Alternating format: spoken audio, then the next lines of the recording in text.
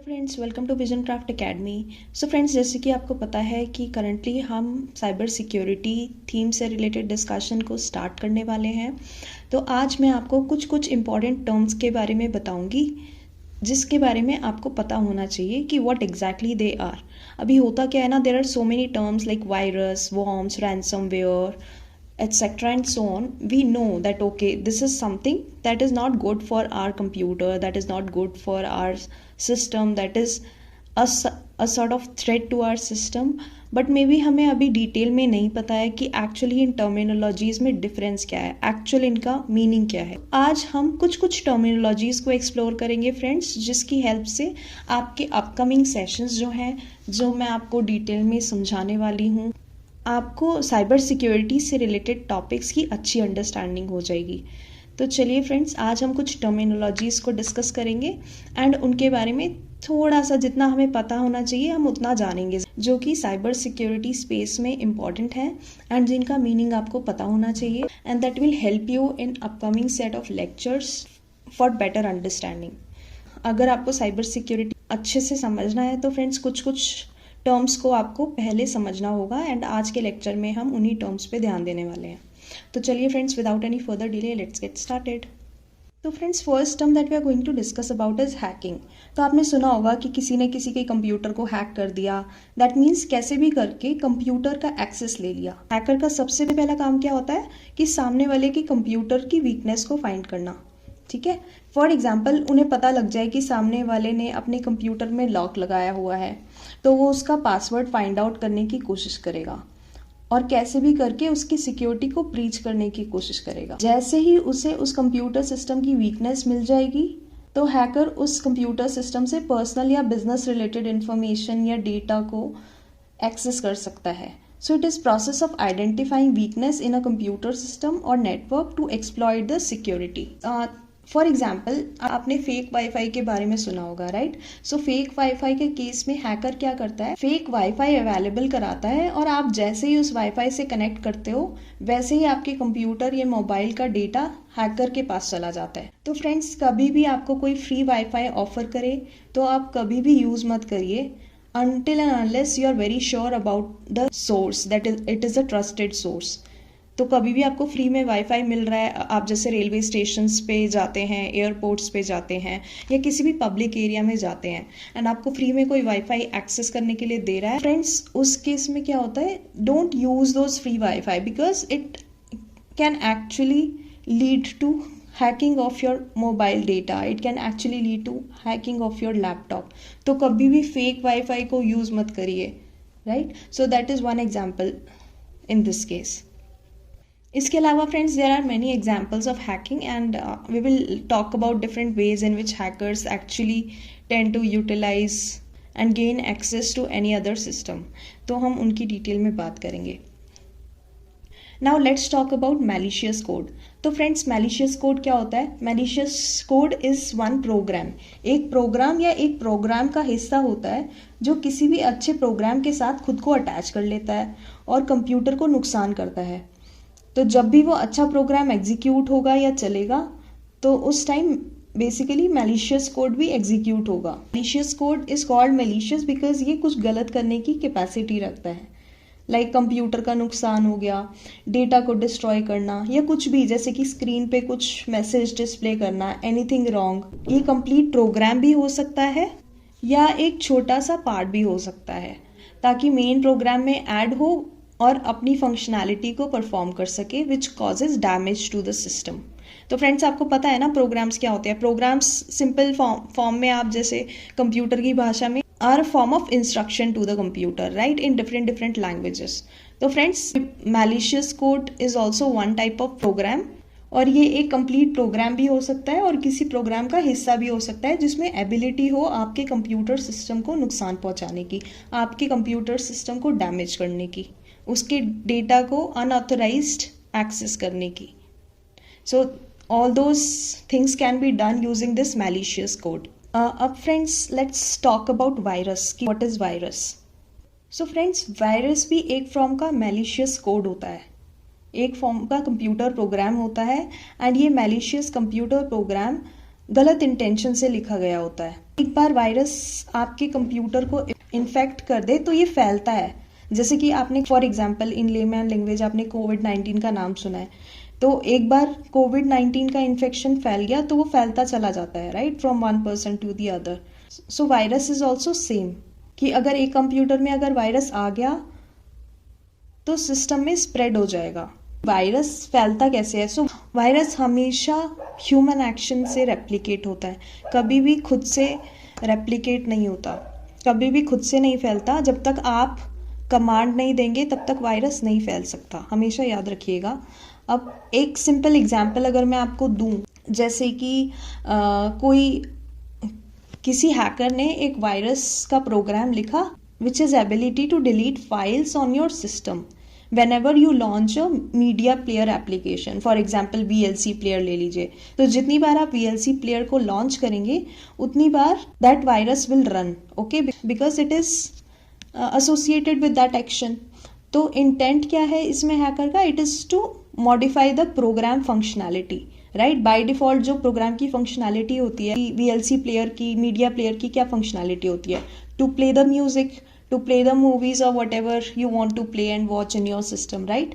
लेकिन इस केस में जो वायरस का प्रोग्राम इन्होंने बनाया है उसका इंटेंट है कि it deletes file when ever that media player is launched. तो अब आप जब जब मीडिया प्लेयर को लॉन्च करोगे, और लॉन्च कैसे करोगे? खुद से करोगे, एक्सटर्नल एक्शन से करोगे, right, using click, play button, right. जब जब आप ये एक्शन करोगे तब तब आपका वायरस स्प्रेड होगा आपके सिस्टम में एंड फाइल्स को डिलीट करेगा, right. This is a simple example of a virus friends, and ये याद रखिएगा कि ये कभी भी खुद से रेप्लिकेट नहीं होता, okay. So this is one important thing. तो चलिए अब हम वॉर्म्स की बात करते हैं कि what are worms। So worms is a type of malicious code friends and it is similar to virus। and जैसे मैंने आपको अभी बताया था ना कि वायरस क्या करता है, प्रोग्राम को मॉडिफाई कर देता है, उसमें ऐड हो जाता है, कुछ चेंज कर देता है। तो वर्म के केस में क्या होता है, worm does not modify that program, जो एक्चुअल प्रोग्राम है वो उसको मॉडिफाई नहीं करता। अब मॉडिफाई नहीं करता तो वर्म क्या करता है, वर्म रेप्लिकेट करता है खुद को again and again. So worm replicates itself again and again, ठीक है, अपनी डुप्लीकेट कॉपीज बनाता है।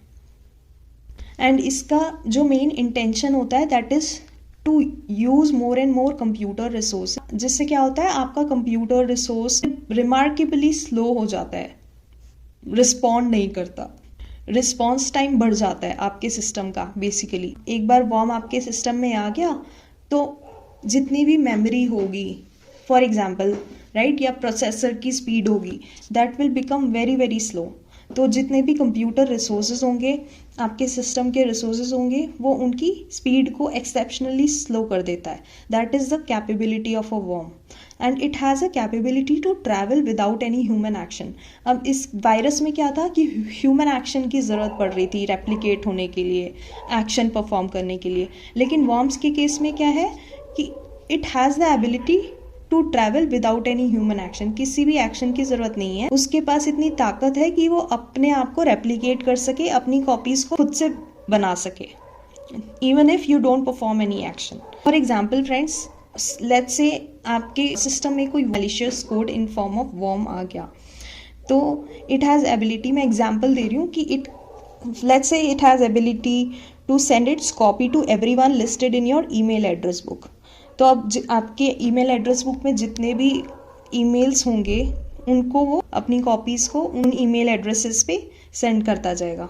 वहाँ पर अब सपोज कोई रिसिपिएंट का ईमेल एड्रेस है, सपोज आपके एड्रेस बुक में कोई रिसिपिएंट का ईमेल एड्रेस है, अब वहाँ पे जाके क्या करेगा, वहाँ पे जाके उनकी ईमेल एड्रेस बुक को एक्सेस करेगा एंड उनके फर्दर जो ईमेल एड्रेस बुक के कॉन्टैक्ट्स हैं उन पे अपनी कॉपीज़ भेजेगा। तो इस तरीके से ना it has a ability to create a network effect due to its copying nature, due to its nature of creating its own replica, right, and it has capability to travel across the network। अब आप समझ लीजिए कि किस level तक ये worms multiply हो सकते हैं फ्रेंड्स आप समझ लीजिए कि जो इनकी रेप्लिकेशन एबिलिटी है इसके कारण कितना ज़्यादा लॉस हो सकता है नेटवर्क को, सिस्टम्स को, right. too much of memory is consumed, too much of network bandwidth is consumed, जिससे कि एंड रिजल्ट क्या होता है, जितनी भी वेब सर्विसेज होती हैं, जितने भी नेटवर्क सर्वर्स होते हैं, राइट, जितने भी आपके इंडिविजुअल कंप्यूटर्स इन्वॉल्व होते हैं जिनके थ्रू ये वॉर्म्स अपने आप को मल्टीप्लाई करते हैं, they stop responding, right. So overall जो मेन गोल होता है behind the worms is to make sure that जो भी आपके कंप्यूटर रिसोर्सेज हैं, जो भी आपके नेटवर्क रिसोर्सेज हैं, जो भी आपकी वेब सर्विसेज, वो बहुत ही ज़्यादा स्लो हो जाए and they stop responding. I hope कि आपको वायरस और वॉर्म्स के बीच का डिफरेंस भी क्लियर हो गया होगा फ्रेंड्स. तो चलिए अब हम ट्रोजन हॉर्स की बात करते हैं. So what is Trojan horse? So Trojan horse is also a malicious program which is like a virus. It is a piece of code जिसमें एबिलिटी नहीं होती मॉडिफाई करने की प्रोग्राम को, एंड वो अपने आप को रेप्लिकेट भी नहीं कर सकता. Okay, so it is different than worms, it is different than virus. This is very clear, okay, as the name suggests. So it is the hidden piece of code which is intended to leak your confidential information friends. तो एक piece of code and इसकी intention होती है कि आपकी confidential information को leak कर सके. फॉर एग्जाम्पल सपोज आपने लॉग इन करने की कोशिश की किसी एप्लीकेशन पे, you will enter user ID and password. अब लेट्स से आपके ब्राउजर के साथ एक ट्रोजन हॉर्स अटैच्ड है. ट्रोजन हॉर्स इस केस में क्या करेगा? ट्रोजन हॉर्स सिंपली रिकॉर्ड करेगा उन कीज़ को विच यू आर टाइपिंग.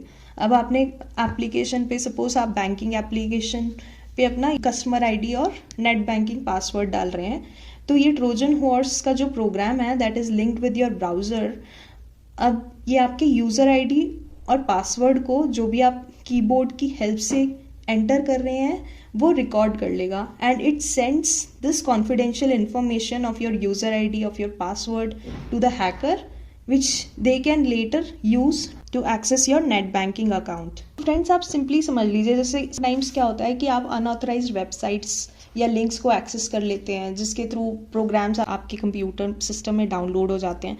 अब लेट्स से आपने ऐसे किसी अनऑथराइज्ड लिंक पे क्लिक किया एंड जिसके थ्रू वो ट्रोजन हॉर्स आपके सिस्टम में आ गया and it got link to your browser, right.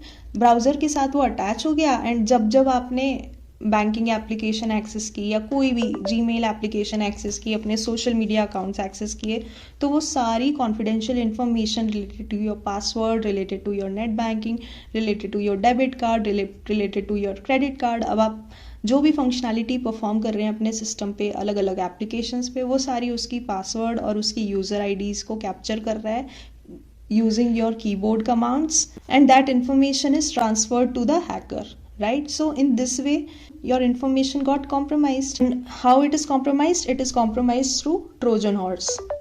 So friends, I hope you have understood कि ये Trojan horses actually होते क्या हैं and what is the intention of the hacker behind writing such programs or writing such malicious code.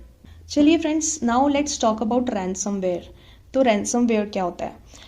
Friends आपने सुना होगा physical kidnapping, right, कि let's say somebody kidnapped some child and वो अपने उस चाइल्ड को हॉस्टेज बना लेता है एंड वो उसके मम्मी पापा को कॉल करके बच्चे के फिर बोलता है कि आप मुझे इतने पैसे देंगे तो मैं आपको आपका बच्चा वापस दूंगा, right. So this is what physical kidnapping और normal kidnapping that we have seen. अब यहाँ पे रैंसमवेयर के केस में आप सेम चीज़ इमेजिन करिए, but this is related to your virtual environment. अब यहाँ पे क्या होता है, यहाँ पर your data is held hostage.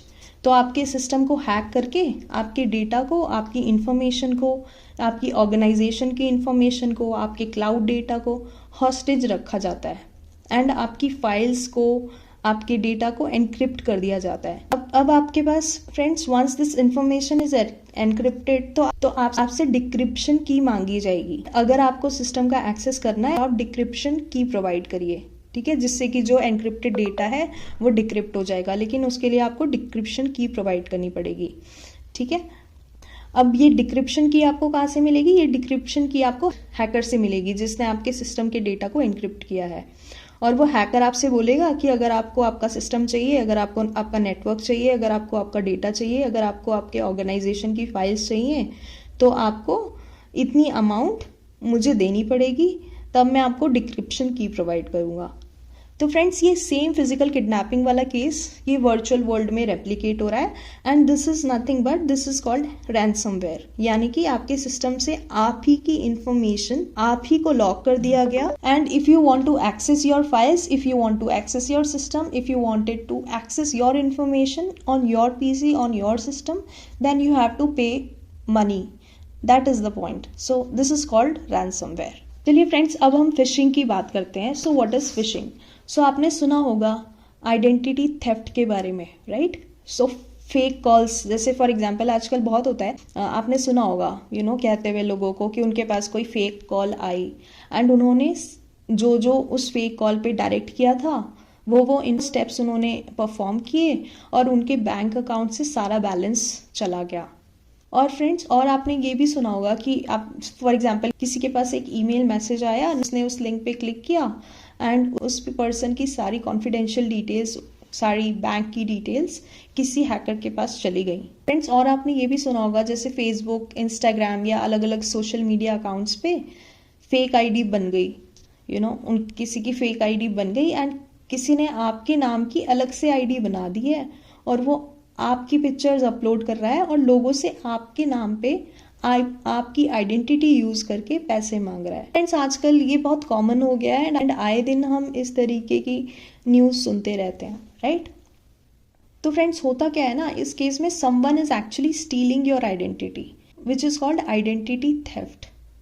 ठीक है, आपका नाम, आपका डेट ऑफ बर्थ, आपका यूनिक आइडेंटिफिकेशन नंबर, आपका बैंक अकाउंट नंबर, आपकी डेबिट कार्ड की डिटेल्स, आपके क्रेडिट कार्ड नंबर या क्रेडिट कार्ड की डिटेल्स हो गई, देन आपका फ़ोन नंबर हो गया, इन सब चीज़ों का यूज़ कर रहे हैं and they are not like जो पर्सन इन सब चीज़ों का यूज़ कर रहा है it's not you, right? So it's sort of faking that they do कि they try to become someone and they try to steal your identity, right? Someone else tries to steal your identity. अब phishing के case में क्या होता है कि you get emails from unauthorised sources and कई बार मिस्टेकनली आपको पता नहीं लगता. कुछ लोग होते हैं ना, फॉर एग्जांपल जैसे किसी को ज़्यादा डिजिटल लिटरेसी नहीं है एंड नया नया टेक्नोलॉजी का यूज़ करना स्टार्ट किया है, so they are not aware of these things. तो उस केस में क्या करते हैं, they use to follow the links, right? तो वो अब ईमेल पे सपोज कोई लिंक आया एंड आपने उस पर क्लिक किया तो it navigated you to some application और सम पेज और सम फॉर्म. तो उस फॉर्म को जब आप फिल करते हैं, जब आप फिल करके उसको सबमिट करते हैं, उसमें क्या होता है, आपकी सारी confidential information is passed on to that hacker. आपकी सारी information is compromised in a way, right? So this is called phishing. तो आप ये action is done by you, तो इसीलिए बोलते हैं कि you need to stay vigilant, you need to stay very very digitally aware कि आपको कभी भी कोई अनऑथराइज्ड ईमेल आए, हमेशा ईमेल एड्रेस चेक करिए, किसी भी अनवांटेड लिंक्स पे क्लिक ना करिए, right? This is called identity theft and emails के through phishing. Now let's talk about DOS and DDoS. So DOS and DDoS means denial of services attack या dedicated denial of services. So these are different types of attacks basically. So denial of services attack के case में क्या होता है, जो hacker होता है वो ट्रैफिक को इंक्रीज कर देता है एक सर्वर पर या एक नेटवर्क पर ताकि वो सर्वर और वो नेटवर्क डाउन हो जाए. और फ्रेंड्स ये रिक्वेस्ट ना एक सिंगल पीसी या एक सिंगल नेटवर्क से ओरिजिनेट की जाती हैं. इसमें हैकर का मोटिव होता है कि नेटवर्क रिसोर्सेज को या नेटवर्क सर्वर को डाउन करना. सो this is called denial of services attack. And friends एक चीज़ और, डिनायल ऑफ सर्विसेज में अटैकर को आइडेंटिफाई करना इज़ ईजी बिकॉज एक सिस्टम यूज़ हो रहा है अटैक करने के लिए. तो जब आप फॉरेंसिक इन्वेस्टिगेशन करते हैं तो it's very easy to find out who the attacker is because एक सिस्टम का यूज़ करके हैकर की इंटेंशन होती है कि वो किसी सर्वर या किसी नेटवर्क की सर्विसेज को डाउन कर सके. तो वो IP एड्रेस की tracing becomes easy because only one computer is used in this case. Now let's talk about अब DDoS के केस में क्या होता है friends. DDoS is nothing but it is advanced version of DOS attack. So it is called distributed denial of services and it is advanced version of denial of services attack. तो इसमें क्या होता है, this is launch through many computer systems. इसमें coordinated attack किया जाता है. तो इसमें क्या होता है, हैकर ने बहुत सारी कंप्यूटर सिस्टम्स पर एक्सेस कर लिया एंड उनको कंट्रोल कर लिया। इसमें जो हैकर होता है वो बहुत सारे कंप्यूटर सिस्टम्स पर एक्सेस कर लेता है और उनको कंट्रोल कर लेता है। अब फिर क्या करता है वो, फिर वो कोऑर्डिनेट करता है इन ज़ॉम्बी पीसीज को। तो ये जो कॉम्प्रोमाइज कंप्यूटर सिस्टम्स हैं जिनको उसने एक्सेस कर लिया, तो इनको हम ज़ॉम्बी पीसीज बोलते हैं, बिकॉज उन सिस्टम्स को खुद भी नहीं पता कि वो सिस्टम्स अटैक में पार्टिसिपेट करने वाले हैं, राइट। सो इसीलिए इन पीसीज को हम ज़ॉम्बी पीसीज भी बोलते हैं। तो इन पीसीज को इस अटैकर ने कंट्रोल कर लिया। अब हैकर ने क्या किया, इन पीसीज को कंट्रोल कर लिया to launch attack on victim's website.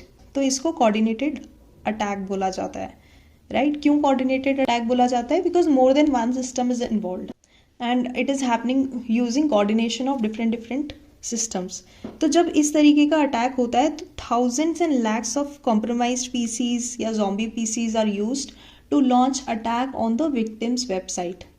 तो जब आप फॉरेंसिक जांच कराते हैं इस केस में, कि आप फाइंड आउट करते हैं कि एक्चुअल में कौन से सिस्टम से अटैक हुआ था, कहाँ से अटैक हुआ था, तो you will get lakhs of IP addresses of the system, you will get so many IP addresses.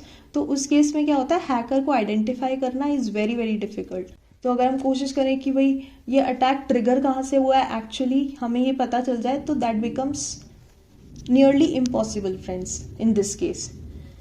तो ज़ॉम्बी पीसीज या कॉम्प्रोमाइज्ड पीसीज भी एक तरीके से विक्टिम्स होते हैं in this case, and they are called secondary victims of this attack because their systems got compromised to launch the attack, right. They are not directly involved but their systems got compromised. So these are called secondary victims. And primary victim कौन होता है? Primary victim इस case में it's the victim's website जिसकी services को affect किया जाता है using this attack, right. So friends, this is called denial of services and dedicated denial of services. तो इसमें फ्रेंड्स हैकर की क्या इंटेंशन होती है? हैकर की इंटेंशन होती है कि वो इतनी सारी रिक्वेस्ट भेजे सर्वर पे या नेटवर्क पे कि वो सर्वर और नेटवर्क उन रिक्वेस्ट को हैंडल ना कर पाए एंड अनरिस्पॉन्सिव स्टेट में आ जाए। This is the agenda behind DOS and DDoS attack. अब mostly DDoS attacks are mainly used by hackers, जिसमें हैकर की रियल आइडेंटिटी का पता कर पाना थोड़ा सा चैलेंजिंग होता है as compared to DOS attack. Mostly distributed denial of services attacks को टारगेट किया जाता है बिकॉज जैसे कि मैंने आपको बताया, इसमें इतने सारे IP एड्रेसेस लॉग फाइल में जनरेट हो जाते हैं जिससे एक्चुअल हैकर का पता कर पाना is difficult. So I hope you have understood about DOS and DDoS attack. तो फ्रेंड्स, ये थे कुछ इंपॉर्टेंट टर्म्स जिनकी आपको नॉलेज होनी चाहिए कि एक्चुअल में इनका मीनिंग क्या है and what is the difference between these different terminologies. Because अगर हम नॉर्मली इस टॉपिक को एक्सप्लोर करते हैं, we come across these terms, लेकिन हमें एक्चुअल इतनी डिटेल में इनके बारे में नहीं पता होता। तो फ्रेंड्स, हमें ऊपर से तो पता होता है थोड़ा बहुत, लेकिन हमें इतना डिटेल में नहीं पता होता। मिलते हैं नेक्स्ट लेक्चर में, तब तक के लिए thank you, take care and God bless you.